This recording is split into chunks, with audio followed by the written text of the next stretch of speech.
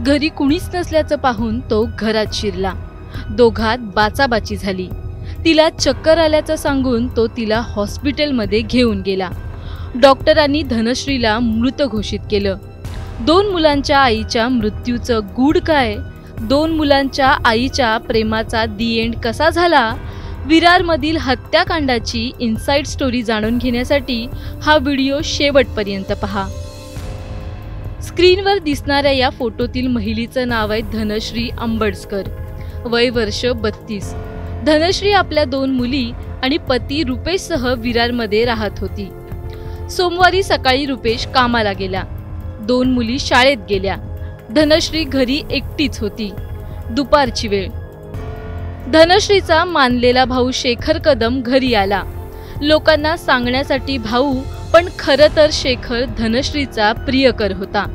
मागील 5-6 वर्षापासून धनश्री आणि शेखरचं विवाहबाह्य संबंध होते। धनश्रीला शेखर सोबत लग्न करायचं होतं। यावरून दोघात वारंवार खटके उडायचे। सोमवारी दोघात नेहमीसारखाच वाद झाला। शेखर संतापला। रागाच्या भरात त्यानं आपल्याच प्रेयसी धनश्रीचा गळा आवळला। धनश्री तडफडू लागली, जीव वाचवण्यासाठी धडपडू लागली। मात्र शेखर काही थांबला नाही। साडीनं गळा आवळून शेखरनं धनश्रीचा जीव घेतला। एवढंच नाही तर तिची प्रकृती खालावल्याचं सांगत तिला हॉस्पिटलमध्ये घेऊन गेला। तिथं डॉक्टरांनी तिला मृत घोषित केलं। धनश्रीचा पती रुपेशला फोन करून कळवण्यात आलं। त्याच्या पायाखालची जमीनच सरकली। या घटनेचा पोलिसांनी सखोल तपास सुरू केला। त्यावेळी शेखरचा बनाव उघड झाला। पोलिसांनी खाक्या दाखवतात शेखर बोलता झाला। शेखर पेशानं रिक्षा चालक, तो देखील विवाहित आहे। त्याला एक मुलगी देखील आहे। 5-6 वर्षापासून शेखर आणि धनश्री एकमेकांच्या संपर्कात होते।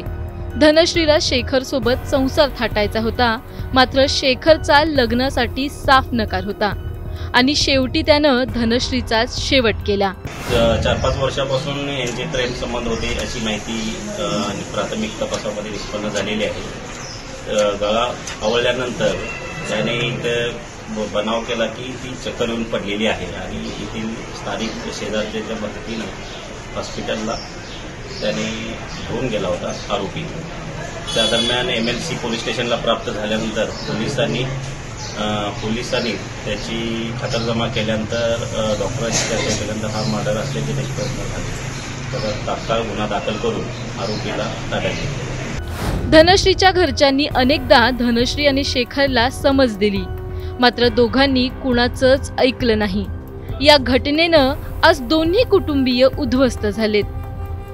प्रभाकर कुडाळकरसह सोनी मगर, ABP माझा। ABP माझा, उघडा डोळे बघा नीट।